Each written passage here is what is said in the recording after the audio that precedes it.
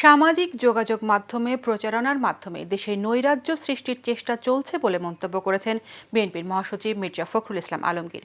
সকালে জাতীয় প্রেস ক্লাবে বাংলাদেশ ফেডারেল সাংবাদিক ইউনিয়ন দ্বিবার্ষিক কাউন্সিলের উদ্বোধনী অধিবেশনে ফখরুল ইসলাম আরও বলেন, ভোটের মধ্য দিয়ে গণতন্ত্রে ফেরার অপেক্ষায় রয়েছে জাতি। অন্য এক অনুষ্ঠানে দলের চেয়ারপারসন বেগম খালেদা জিয়ার জন্য দেশবাসীর কাছে দোয়া চান ফখরুল ইসলাম আলমগীর। আরও জানাচ্ছেন শরীফুল ইসলাম। সকালে জাতীয় প্রেস ক্লাবে বাংলাদেশ ফেডারেল সাংবাদিক ইউনিয়নের দ্বিবার্ষিক কাউন্সিলের উদ্বোধন করেন বিএনপি মহাসচিব মির্জা ফখরুল ইসলাম আলমগীর। এ সময় মির্জা ফখরুল ইসলাম আলমগীর বলেন, বিএনপি ক্ষমতায় গেলে গণমাধ্যমের স্বাধীনতা নিশ্চিত করা হবে।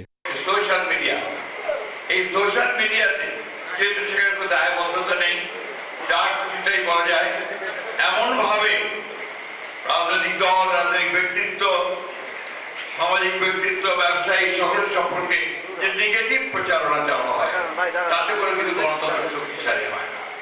এক ধরনের একটা নৈরাজ্য সৃষ্টি করবার মব ভায়োলেন্স তৈরি করা হচ্ছে। এ সময় বাংলাদেশ জামাতে ইসলামীর সেক্রেটারি জেনারেল অধ্যাপক মিয়া গোলাম পরোয়ার বলেন, জামায়াত ক্ষমতায় গেলে বিরোধী দলগুলোকে দমন পীড়ন করবে না।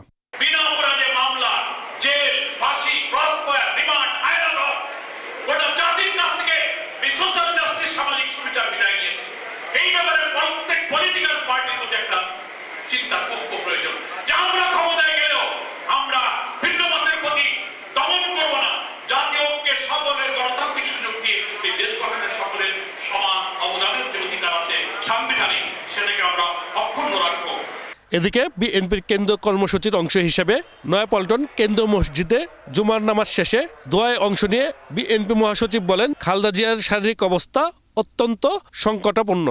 গতকাল রাতে ডাক্তাররা বলেছেন যে তার শারীরিক অবস্থা অত্যন্ত সংকটময়।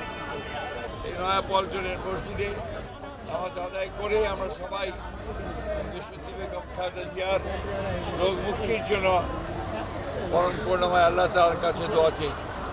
খালেদা জিয়া যেন সুস্থ হয়ে দেশের সেবা করতে পারে, এজন্য দেশবাসীর নিকট দোয়া চান তিনি। Shariful Islam, Asian television, Dhaka.